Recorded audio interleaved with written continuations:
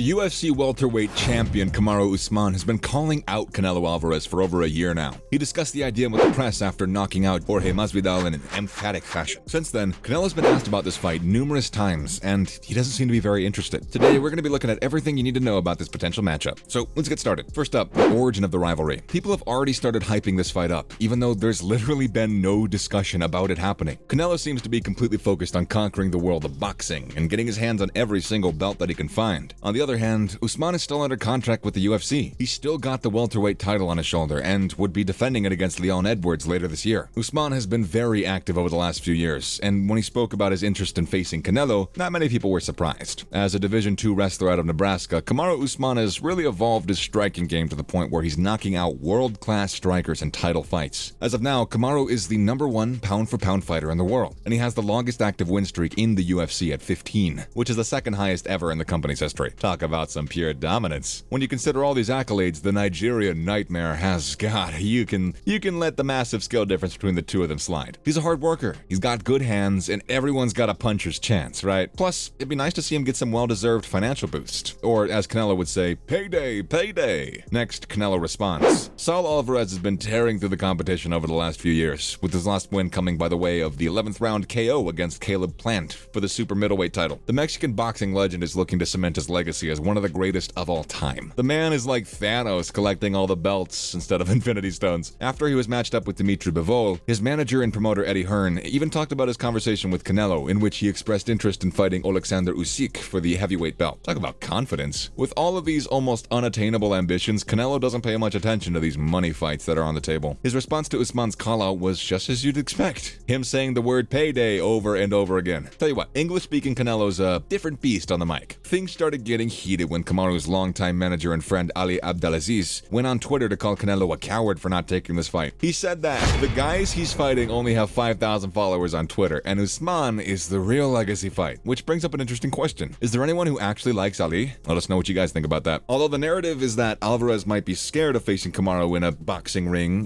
that's absurd. Canelo's response was also hilarious, though. He just replied to the tweet saying, "Who the F is this?" This started a series of tweets back and forth between the two, and Kamaru came to his friend's defense. But if you're familiar with MMA memes, you know it was Ali using Usman's phone. Kamaru wrote that he would be willing to compete with Canelo in a real fight, as well as in Canelo's world of boxing, and didn't think Saul would do the same. To which the super middleweight boxing champ said that Usman's the one who called him out. He should be making the transition to boxing if he wants that payday, which, honestly, that sounds fair when you think about it. We all know what would happen in an actual fight, and that's why boxers play it safe. Since they're the ones with the money, they don't have to take any risks, which makes you wonder if the fighter pay is an actual, issue in the UFC. Or maybe that's too far-fetched, I don't know. Jake Paul jumped into an argument and called out Usman and his manager for acting foolish and contradicting themselves. The problem child has his own interests in the Canelo fight. Maybe he's trying to save it for himself. Alvarez did say that he might give Jake a shot in a couple of years. So let's see how that turns out. Speaking of Jake, though, perhaps the best tweet we got to see in this whole exchange was when Usman replied to Jake asking him what would happen if Jake or Canelo were locked in a room with him. Who would come out alive? The scariest part is he's speaking facts. He's the Nigerian Nightmare for a reason, you know? So, does the Bivol loss change things up? Perhaps last week Canelo found out what Icarus felt like when he flew too close to the sun. Alvarez got outboxed for 12 rounds in the light heavyweight title bout against Dmitry Bivol. This is the second time that Canelo has lost a match, and the other one was the infamous loss to Floyd Mayweather. And also maybe the first Triple G match if you scored it that way. Boxing is a sport filled with recency bias, and fans have already started criticizing Canelo's accomplishment, and not many people see him as a pound-for-pound king anymore. Maybe this would provide some clarity to Canelo, and he'll stop moving up the weight classes, and maybe even entertain the possibility of having these fan-friendly exhibitions. Alvarez took to Twitter following his loss, giving no excuses and looking for a rematch. Seems like he's got the same goals, but maybe it could change his perspective slightly. Now, in other related news, Iron Michael Chandler has a KO of the Year candidate. UFC 274 was on the same night as Canelo vs. Bivol. The promoters picked a real good time to have that boxing main event, the same time as the co-main event of the UFC. It's almost like they knew. One of the highlights of the main card was El Cucuy getting knocked out in the first time ever in his whole career. Knocked out. The fight was back and forth with Tony doing pretty well in the first round and having fun like his old self. Chandler dominating the grappling, but a minute into the second round, he landed a front kick to the face, shades of Anderson Silva. Only this time, Tony was separated from consciousness. Ferguson was out for a few minutes and he went straight into the hospital. Got a feel for him though. This sport has the highest of highs and the lowest of lows. Dana White in the post-fight press conference called it the most ferocious KO he's ever seen. Well, really,